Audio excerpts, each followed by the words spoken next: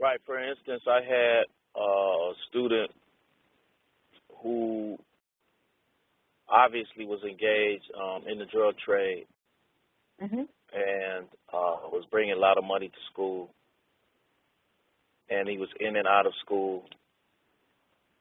And so I talked with him, um, and he said that I have to make this money because this is helping me keep the lights on at the house for me and Wow. my mom. And so he posed a question. He said, "Well, principal, am I wrong for this?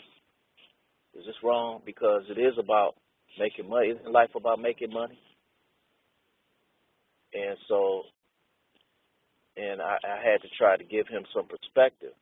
He said, because everywhere Mhm. I go, all people talk about is money. And when my lights got cut off, when I paid the money, they didn't ask me where I got it from. They just cut the lights back on. So Wow. what are you telling me, Prince? Am I wrong? They didn't ask me. They just took the money and cut on the lights. And my mom, when I got home, we had lights on and the heat was back on. So I'm doing what I have to do, to make things right for me. And right now, Right. school it's just not, it's not doing it for me because I have to get this money. But isn't that why I'm in school, to try to learn how to make money? Well, I've learned how to make money. So am I wrong? I had another Wow. instance where I had a child that smoked. He smoked every day. He said he had been smoking weed every day since he was 14 on the way to school. He smokes a joint. I said, well, why? Why do you do this? Because his eyes were always red. He always looked, like he was out of it.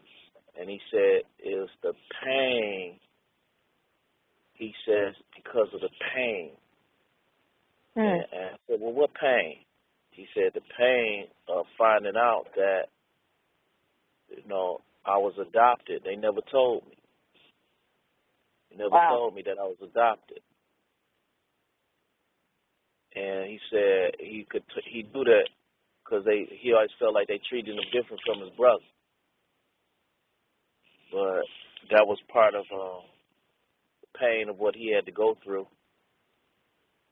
Them never telling him. He found out later on. And Wow. he didn't know who his real parents were. And Wow. so you never know what's going on in a child's mind. Is one thing that I've learned over the years. You can't look just and make decisions based on what you see on the surface. I Mhm. believe real school leadership and if you really want to heal your school and turn your school around, you have got to look below the surface Mhm. and see what's really going on. Mhm.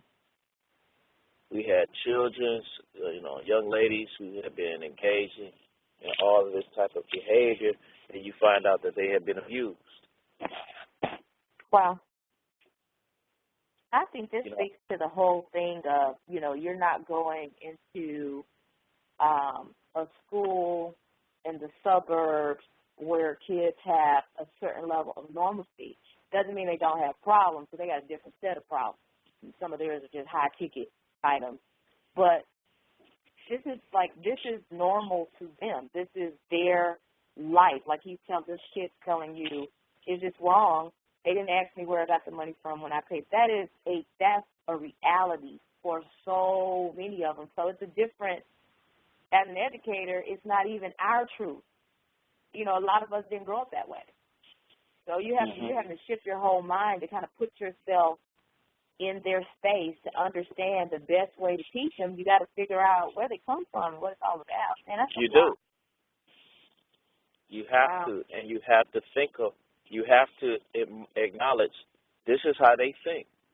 You can't judge them for the way they view things. What you can try to do is shape them and point them in the right direction. But in some instances, their truths are very real truths. Right, right. So they'll say, they say they come against killing in the street, but if I go to the military, I will receive medals for killing people. Is that the way it works, Principal? So you got to explain this to me. So if I go out on the street and I shoot somebody in defense and try to protect my block, I go to jail for life. But if I go over to a foreign country and I shoot people that I don't even know, I get a medal for that. Wow. And I come back a hero. And then I don't even know them. See, that's where our kids are. See, they very reality based. They're not caught up in in an unreal world. And I think when you're at this street level with these kids, this is the conversations you're gonna have to have. So how does that? So make me understand this, Principal. I hear you though, bruh. You want me to do all this? I hear that. So they explain this to me then. And see, that's the sophistication of the children that we're dealing with in these types of environments. Sure. Because they look at things, it's much more reality based. It's not based on, how things should be. They're like, okay, let me look at things. This is how it is right now. So explain this to me then right now, Principal. And then make it make sense to me. And when a young lady says, my cousin made $2,000 over the weekend at the strip club, why wouldn't I want to do that? Wow. It don't mean nothing to me. It don't mean nothing to me. It's just business to me. It's just making money. I'm not caught up in that life.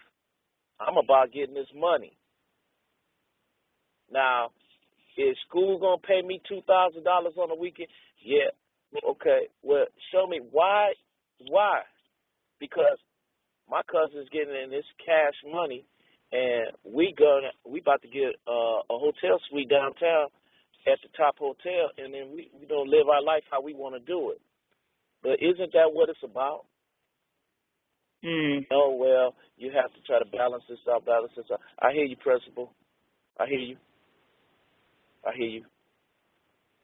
And see, that's why you can't be surprised and you can't judge them, because when they step out here into the real game of life, that's all that matters is the money.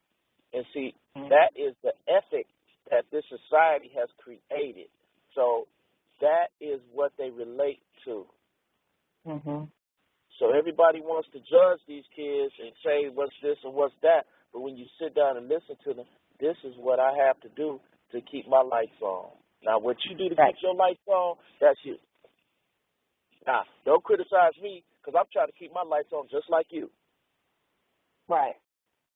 And when you send in the money and you walk in to pay your bill, they don't ask you where you got the money from. There it is. Wow.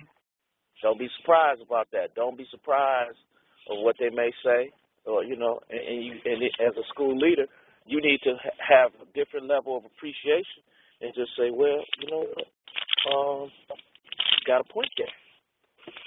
Right. You can't dismiss it.